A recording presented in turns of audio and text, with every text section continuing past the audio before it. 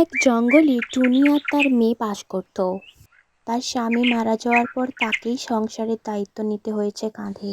তার একটি ছোট্ট মেয়ে ছিল, যার নাম টুনটুনি। লোকের বাড়ি কাজ করে টুনি সংসার চালাতো আর তার ছোট্ট মেয়ের দেখাশোনা করত। মা টুনটুনি, তুই বাসায় বসে থাকবি কেমন? আমাকে তো কাজে যেতে হবে। আমি কাজ থেকে ফিরে এসে তোর সাথে অনেক গল্প করব, তোর সাথে খেলাও করব, তোকে পড়তেও বসাবো। এখন আমি যাই মা।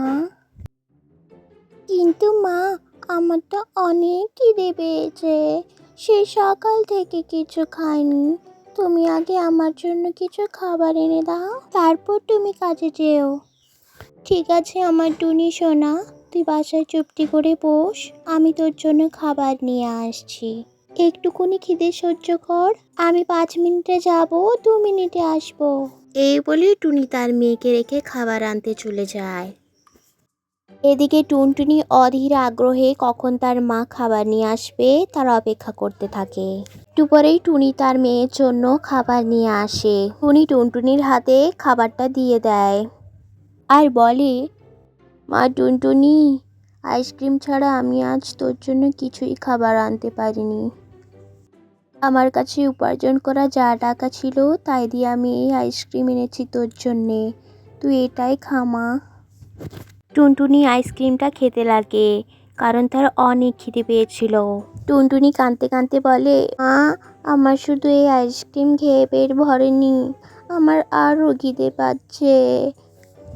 কাঁদিস না টুনটুনি মা, আমি এই যে কাজের বাড়ি যাচ্ছি, এরপর আমি তোর জন্য অনেক খাবার নিয়ে আসবো, তুই চুপটি করে বাসায় বস। এই অপদার্থ মা তোকে পেট ভরে খাওয়াতেও পারে না, আমাকে তুই ক্ষমা করে দিস টুনটুনি মা। টুনি কাজের উদ্দেশ্যে বেরিয়ে পড়ে। রাস্তায় যেতে যেতে টুনি দেখে জঙ্গলে একজন তান্ত্রিক বাবা যজ্ঞ করছেন।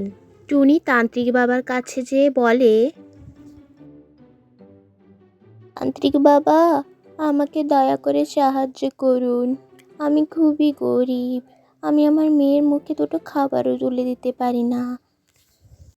তুই কাঁদিস না টুনি ছানা, তোকে আমি এমন একটা জিনিস দেব যাতে তুই অনেক বড়লোক হয়ে যাবি, তোর সংসারে আর খাবারের কোনো দিন অভাব হবে না। এই নে টুনি, এই আইসক্রিমটা তুই তোর বাগানে পুঁতে দিস, এটা থেকে তোর সব সমস্যার সমাধান হয়ে যাবে। টুনি তান্ত্রিক বাবার কাছ থেকে আইসক্রিমটা নিয়ে তার বাড়ির উদ্দেশ্যে রওনা দেয়। টুনি তার মেয়ে টুনটুনিকে নিয়ে গিয়ে তাদের বাগানে ওই আইসক্রিমটা রোপণ করে দেয়। তারপর তারা বাড়ি চলে যায়। তান্ত্রিক বাবা দেওয়া ওই আইসক্রিম কি ম্যাজিক দেখায় সেটা দেখার জন্য তাদের কাল অবধি অপেক্ষা করতে হবে। পরদিন টুনি আর টুনটুনি এসে তো অবাক, ও মা, দেখো কত বড় আইসক্রিম গাছ। এরপর থেকে টুনি আর টুনটুনি ওই আইসক্রিম নিয়ে গিয়ে বাজারে বিক্রি করতে থাকে আর তাদের লাভও অনেক হয়, যার কারণে টুনি আর টুনটুনি অনেক টাকা ইনকাম করতে পারতো আর তাদের সংসারে আর খাবারের কোনো দিন অভাব হয়নি।